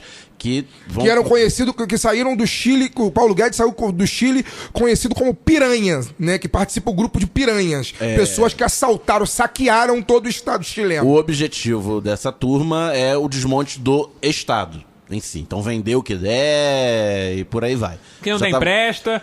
Já tava falando do caso do presidente, o novo presidente o presidente já ser nomeado da Caixa, de vender divisão de loterias. Então... Eu tô falando. Ilegal. É bom lembrar que aí você tem um provimento constitucional que diz que a loteria só pode ser organizada pelo Estado. Então, se você privatizar isso, você vai ter que fazer uma emenda constitucional. Então, assim... eu acho legal o pessoal moralista que tá privatizando o jogo, mas enfim... vai criar Las Vegas no Nordeste, como diria lá, o Ratinho falava essa merda. É capaz de emplacar agora. Fazer uma Brasília lasveguiana com muita corrupção, vai ser um negócio muito maneiro. Mas, assim, é bom lembrar que a maioria dessas coisas que os Chicago Boys querem, que o Lorenzoni quer, e que a galera do Rivotril... que deveria estar tomando, do lítio já, né? Porque não acho que nem Rivotril resolve mais aquilo. Precisa de uma coisa mais pesada. A gente pode fazer uma prescrição de antipsicóticos aqui com o Maranhão depois. Que assim, a maioria desses proventos são inconstitucionais. E assim, não é apesar do Brasil ter virado esse passeio todo, né? E a gente já ter falado sobre isso várias vezes, assim... Vai dar um certo trabalho. Urge fazer uma... Então, vamos fazer o quê? Vamos fazer uma emenda constitucional com 70 artigos pra mudar a porra toda, do começo ao fim? É uma possibilidade. Então, assim, a perspectiva do passeio coletivo, porque, assim, essa galera tá brigando, mas não sabe até que ponto a direita é muito boa de, na hora de fazer merda, dar a mão e todo mundo cagar tudo junto, né? Fazer aquela latrina coletiva romana, assim, um negócio bem louco. Então, mas eu ia complementar. Tem que vir, só pra terminar, teve que não é só uma esgrima por uma coisa e depois todo mundo se abraça de novo. Sim. Essa turma do Paulo Guedes é isso. Na outra ponta, na ponta do submundo da política, representado aí pelo Lorenzoni e seu DEM, você vê que os ministros nomeados ali, eles representam interesses corporativos no sentido de... Da própria política. De não destruição do Estado, mas destruição da política pública. E de tomar o Estado para si. Eu ia falar do ministro da Saúde nesse caso. Então o Maranhão pode falar aqui com muito mais propriedade do que do ministro da Saúde, que é um cara ligado a plano de saúde. Um deputado ligado a plano de saúde. Ou seja, sofisticando Acusados mais... de corrupção. Planos que devem bilhões ao SUS. Sofisticando mais o que foi contra mais médicos também, né? Óbvio. E a evolução do governo Temer, que o governo Temer nomeou um deputado que tinha campanha financiada por planos de saúde. E agora o novo ministro, ele é um cara de plano de saúde. Na próxima reforma ministerial vai ser o dono da Unimed. E aí só vou passar a palavra pro Maranhão para falar mais detalhadamente sobre a saúde, mas você vê, no caso da agricultura, a sociedade do... É o DR. A UDR. No caso da... Que infelizmente não é a do João. Não lembro agora quais são os outros dois ministros do DEM, mas são também ministros ligados a agendas corporativas, que vão estar lá para destruir as políticas públicas, no sentido de público, e para tomar o Estado para suas corporações. Eu primeiro tenho a dizer que poderia ser pior, tá? No caso do ministro da Saúde, viu? É triste dizer isso. Que bom saber mas isso. Poderia ter sido pior. Mas isso mostra uma briga já dentro da corporação médica que apoiou ativamente Eles eram o monolíticos Bolsonaro, em derrubar né? o governo anterior, não no sentido... E agora... E que ganharam. a indicação do Mandetta, né?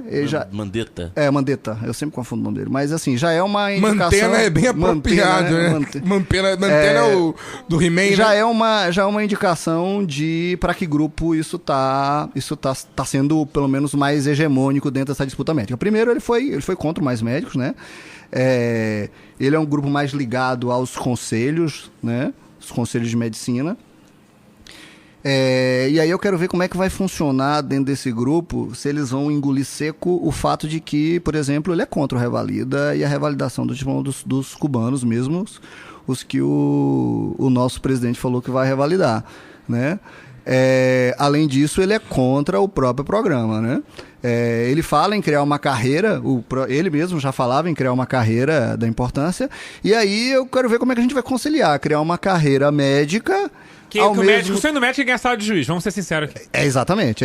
A ideia que vai gerar muito custo num Estado que se diz quebrado e com um ministro da Fazenda que quer cortar custos e direitos e quer cortar carreiras. Como é que se cria uma carreira dentro... Assim, e a gente não está falando das emendas da emenda constitucional que já congelou o orçamento da saúde por próximos 20 anos, né? Que vai ser um genocídio no Brasil, esse congelamento da saúde. Isso, né? outra coisa que a gente vem falando aqui desde que a emenda estava em discussão. O Brasil já tem um subfinanciamento da saúde. É verdade que mesmo subfinanciado é mal gasto em muitos aspectos, né? Mas já tem uma saúde subfinanciada, onde tem mal gasto. Eu nem vou falar da corrupção. Agora vai ser o quê? Né? Quem tiver plano de saúde, que se agarre a ele. Que vão aumentar, tá? Porque com certeza não vai fiscalizar porra nenhuma. Com certeza. E quem trabalha ainda não ficou desempregado, junte todo o dinheiro possível, porque quando você precisar de uma quimioterapia, você vai ter que pagar do próprio bolso. E para os amigos da saúde liberal também tem outra coisa, né? Assim, a gente não pode negar que uma das coisas que faz regulação do setor privado no Brasil, tanto o salário do médico, quanto também do acesso, ou seja, da qualidade do serviço, é o SUS. Né? Se o SUS, o salário é bom, o setor privado tem que fazer um salário um pouco maior para tirar esse médico do SUS para ir para lá. Agora, se a gente sucateia o SUS, não só no atendimento, como no salário dos profissionais de saúde, médicos, enfermeiros, né? E outros profissionais, claro, o que vai acontecer? A gente vai também precarizar no sistema médico privado. também, já tá liberado, terceiriza o médico também. Vou criar uma empresa de terceirização, vou pular a curva disso aí, vou criar uma empresa de terceirização de médico amanhã, vou abrir um CNPJ nisso aí, que tô percebendo que tá uma oportunidade de negócio aqui. Tem que mudar isso aí, tá ok? Tem que mudar isso aí. Mas então, seguindo no assunto lá da composição ministerial, já tem, anunciaram o presidente da Petrobras também, que falou que a primeira proposta dele é privatizar a Petrobras, tá muito bem. É a favor da privatização da Petrobras. Então, muito Parabéns aos petroleiros que apoiaram o golpe. Eu conheço alguns. Alguns se arrependeram. Não, alguns acham que serão mais valorizados numa administração privada. Parabéns. Tá Serão bom. valorizadíssimos. É assim que funciona assim, amiguinho, pode confiar. Como diz um amigo meu, tipo, se vender a operação, não vai ter nada do que administrar. O pessoal ali do Edise, da Avenida Chile, pode começar a espalhar currículo. É melhor já ir fazendo seu currículo. Um amigo recém-contratado da Petrobras 2, né? Estão aí, coitados, preocupados. E ele falou que no pessoal do curso dele, o pessoal, ninguém quer ir pra refinaria, porque refinaria eles estão sentindo que vai ser o primeiro que vão meter a guilhotina. Então talvez o pessoal da produção ainda dure um pouquinho mais, mas as perspectivas de fato são desesperadoras em todos os sentidos, e é um momento que a gente fica pensando que talvez o Lorenzoni ganhar essa cabo de guerra seja a melhor coisa que possa acontecer. Porque o patrimonialismo do DEM pode preservar alguma coisa do Estado porque eles em querem nome lotear pra eles. do loteamento pra eles, é isso. Eu não vi vocês falando do Moro, hein? Vale E tem ressaltar... o Moro ainda, né? Que transita pelos vários... Vale ressaltar, o DEM, que há 4 anos atrás era um partido morto. O DEM elegeu 22 deputados. Era um partido Ele é um partido morto, mas ele é um partido morto que tá tomando eletrochoques é um partido zumbi. É um partido zumbi.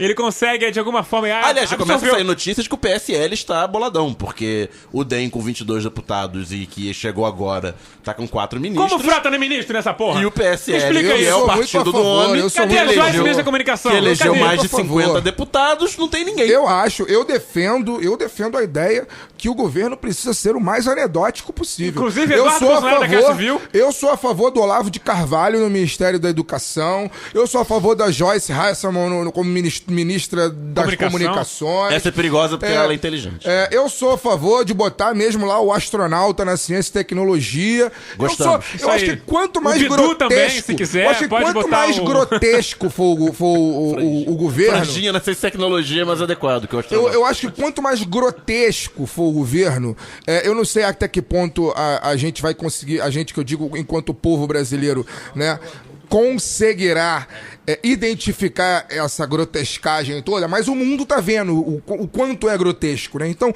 quanto mais grotesco pra mim... Relações Exteriores foi muito bom, porque você bota um grotesco para o mundo. Então, quanto mais grotesco for, pra mim, melhor. Eu que tô com passagem marcada pra ir pra fora do Brasil também, por estrangeiro, em breve... Mas volta, né? Eu Mas volta. Eu não vou ver o esperma de Hitler tomar posse. Quando ele estiver tomando posse, eu vou estar sobrevoando outros ares, graças a Marx, né? Porque eu trabalhei o ano todo pra isso.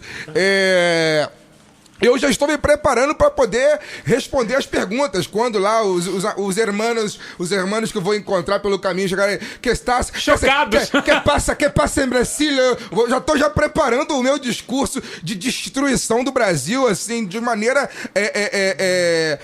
bastante antecipada. Eu estou aí com 40 dias ainda para viajar, mas eu estou quase na ponta da língua da resposta que eu vou dar durante essa minha passagem pela América Latina aí nos próximos 40 dias, enfim. Eu acho que tem que ser muito grotesco. Eu tô torcendo pra ele emplacar todos os filhos dele de ministro. Eu quero que seja bem grotesco, tétrico. tem que ser cada vez pior, tem que ser cada vez mais vergonhoso. Toda a vergonha que o Brasil puder passar perante o mundo nesses próximos 4 anos, ela vai ser pouca, né? A gente tem que realmente... passar pela pedagogia da dor, né? Nós tentamos explicar o que ia acontecer e não acreditaram. Então agora a população tem que tomar no bumbum para poder acreditar no que vem. E é por muito aí. engraçado que o presidente, ele falou que... O presidente eleito, né? O Temer ainda é o presidente. Falou que hoje, uma coisa assim, algo como ideologia é pior do que corrupção. E realmente... Ideologia é bem pior que corrupção, porque a ideologia dele vai fuder com a gente. De um jeito que nenhuma corrupção Outro dia jamais ele falou fudeu. que eles têm que se manter organizados porque a verdade é a arma da esquerda. Sim, Concordei. O melhor de tudo é que, acima de tudo, assim, o ato falho é uma constante, né? E é o governo do desmentido, né? Mas, enfim. Bom, mas aí, só pra falar brevemente sobre o Moro, que você de fato trouxe esse assunto, ele de fato ele é o ponto em comum no diagrama de Venn, ele é meio maluco, é meio patrimonialista, meio Chicago Boy. De maluco ele não tem nada, ele é não, vendido. Maluco no sentido da turma do Rivotril. Ele é. Do discurso. Ele é vendido, ponto final, Mas, ele é enfim, vendido. eu acho que ele é mais... Ele atende a interesses externos. Vou ser bem sincero, eu acho ele mais deslumbrado do que vendido. Pode até ser uma combinação das duas coisas ali. Ele Visitou Langley um dia lá na CIA, chorou e tal. Ele tá ali pra poder atender interesses externos. Mas sabe qual é a minha dúvida? É que se ele realmente colocar a cabo a Lava Jato, como ele disse que vai colocar... Não vai sobrar ninguém. Não vai sobrar ninguém. Então, não vai sobrar a base mas a Lava do Jato, governo Bolsonaro. do jeito dele, a Lava Jato do jeito dele só pega o PT. É. Então, assim, como disse o Marcos aqui no último, e uma coisa que ele falou que eu concordo, eu acho que, assim, a narrativa vai ser constantemente prender alguém importante do PT periodicamente, tentar caçar o registro do partido, pra manter isso na mídia enquanto o glorioso Chicago Boy larga a mandioca no povo, né? Não, e tem uma outra coisa. É o famoso ministro indemissível. Ele é Exatamente. Só vai pra cima, só vai pra cima. Ele tem um capital político maior do que o do presidente. Então, o dia que eles baterem Algo que de nunca frente, aconteceu. Já aconteceu isso antes? Não me lembro. Nomeado assim, antes do mandato, então, de livre e espontânea vontade. Então, no momento em que eles baterem de frente, isso vai acontecer. O Moro, no momento que ele se demitir do governo, ele é o principal candidato de associação. Sim, com certeza. Inclusive, cumpre saber se o plano... É que é aquela coisa, tem um plano de um lado, tem um plano do outro, e o plano, como diria o sábio Sun Tzu, né? O plano nunca resiste ao contato com o inimigo, né? Então, fica aí a saber quem vai... Em termos de precedente histórico, eu pensei no Costa e Silva, que era ministro da Guerra do Castelo Branco, mas era uma coisa completamente diferente. Era um presidente oriundo de um golpe militar e o governo foi uma composição do... Você não consegue ver nenhuma coincidência? Não, sim, claro. Não, mas eu tô falando, mas é diferente. Não foi eleito. Tô brincando. Não foi eleito e o Castelo não tinha tanto poder na nomeação do seu próprio ministério, porque o governo que surgiu do golpe de 64 era uma composição dos interesses golpistas imediatos ali, né? Então Falando foi uma concertação golpista. Bom, vamos deixar a nota do golpismo assim pra encerrar esse lado B número 85. Você pode nos ouvir no site da Central 3, no seu tocador de podcast favorito, ou mesmo no Spotify. Siga-nos em todas as redes sociais e acompanhe o nosso site lá do bedorio.com.br, que de vez em quando a gente posta um textinho e a gente promete que a gente vai sentar eventualmente pra conversar sobre a questão de melhorar o nosso canal no YouTube, ter mais ativo, ter umas coisas mais diferentes, o conteúdo de cada um ter um estilo diferente. A gente tá pensando em fazer um negócio legal pro ano que vem, porque não resistir não, porque resistir é uma palavra errada, que quem resiste no final perde. A luta é muito importante, a gente tem que continuar lutando e a luta só termina quando a gente vence, e vencer é fazer a revolução, é bom lembrar disso. Maranhão, muito obrigado pela sua participação, foi, muito legal. Obrigado a vocês, foi um grande prazer estar aqui e estou à disposição de vocês sempre que precisar. E boa sorte nessa luta aí que vai ser contra o Wilson Witzel, a.k.a. vulgo Whitney Houston, de acordo com os bandidos do Rio de Janeiro. Crivella, muito obrigado, né? bandidos do Rio de Janeiro. Que os dois têm uma Estamos estranha... em greve, tá? Os médicos os da atenção primária, junto com as enfermeiras e outros profissionais de atenção primária no Rio de Janeiro, estão em greve, né? Devido ao desmonte que o Crivella e o seu super secretário, Messina, estão fazendo na saúde do Rio de Janeiro. Boa noite, Fagner Torres. Bom, boa noite, é isso. A gente falou muita coisa, achei muito bom também. Eu queria agradecer a presença do Maranhão. Falamos de Cuba como nunca falamos aqui nesse programa. A gente deve fazer um programa um dia sobre a Revolução Cubana, quem sabe vai fazer 60 anos agora, dia 1º de janeiro. Né? Estarei pela América Latina nesse momento. Mas, apesar de tudo... apesar de achar que o povo brasileiro precisa passar por essa aprovação que vai passar para poder, quem sabe, aprender de maneira pedagógica, né? Eu tenho ainda, como o Alciso fala da questão da revolução, tenho ainda uma réstia de otimismo, né? Que isso tudo que vai acontecer pode despertar na gente, né? Na nossa massa, né? A sua consciência de classe, né? Saber quem está ao lado dos seus interesses e quem é contra a gente, né? Como diz aquela música do Emicida, que eu gosto muito, às vezes se perde o telhado para ganhar as estrelas, né? Quem sabe esse momento seja agora. Valeu. Boa noite, Daniel. Boa noite, estamos de volta. Vou voltar a participar toda semana do programa. E só para complementar aqui o paralelo histórico do Costa com o Castelo Branco, o Costa virou o presidente seguinte e o Castelo morreu 2 meses depois num misterioso acidente aéreo. O Brasil e seus acidentes aéreos misteriosos que eles tendem a ceifar a vida de agentes políticos regularmente de uma maneira que nenhum outro país do mundo tem. Mas enfim, só para terminar o programa eu queria dar mais uma dica cultural do Novembro Negro. Na verdade, uma em forma de 2, talvez. O Anticast dessa semana, o 368, que é com a Alê Santos, que tem um Twitter maravilhoso sobre... O nome do programa é Narrativas Africanas. Enfim, excelente programa que meio que complementa a participação do próprio Alê Santos no Vira Casacas de uns 20 dias atrás. Aí eu vou pedir para as pessoas procurarem porque eu não lembro o número e não devo pesquisar aqui agora. Então, gente... muito obrigado. E eu tenho uma informação muito importante para vocês. Dia 8 de dezembro, também conhecido como daqui a pouquinho, sábado, vamos fazer uma coisa que a gente gosta muito aqui no lado do Rio, que é cervejada. Cervejada. Porque, na verdade, a gente faz o programa o ano inteiro pra ter gente pra beber com a gente no final do ano. É só pra isso que a gente faz o programa. Então vocês podem encarar aí como o último baile do Império. Cada um encara como quiser. Vai ser legal. Vai ser no Vaca Atolada. Tá anunciado nas nossas redes sociais. Tá em todas as redes sociais. Rua Mendes Sá, 533 Lapa, no dia 8 de dezembro, a partir das 17 horas até as 3 da manhã, que é a hora que o bar fecha. Um bar que tem roda de samba e que a entrada é gratuita. Eu geralmente nunca entro. Eu entro lá só quando eu preciso ir ao banheiro, porque... vai acontecer algumas vezes ao longo da noite. Eu fico do lado de fora ali, geralmente na calçada, enchendo a cara e conversando com as pessoas. Mas enfim, quem quiser ficar lá do lado, colado na roda de samba dentro do bar, também pode ficar à vontade. A partir do dia 8 de dezembro... Do dia 8 a partir não, a gente não vai ficar lá todos os dias. Do dia 8 de dezembro... Ou não, quem sabe?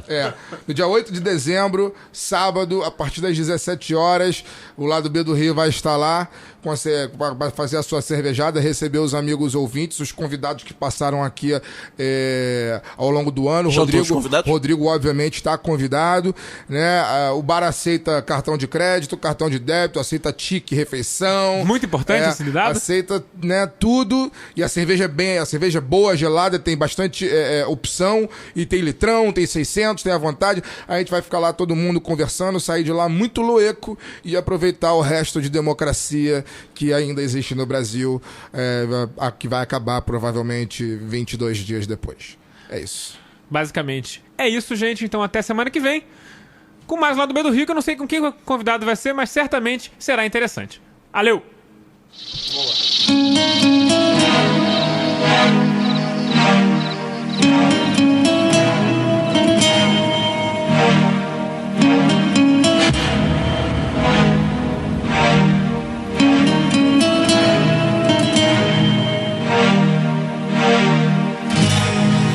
Aprendimos a quererte desde la histórica altura donde el sol de tu bravura le puso un cerco a la muerte. Aquí se queda la clara, la entrañable transparencia de tu querida presencia, comandante Che Guevara.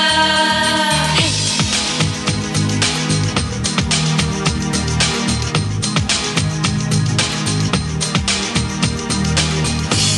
Vienes quemando la brisa con soles de primavera para plantar la bandera con la luz de tu sonrisa.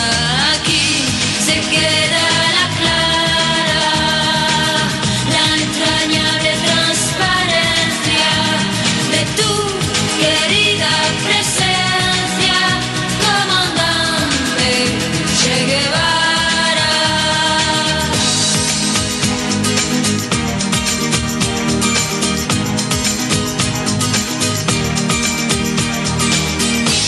Tu amor revolucionario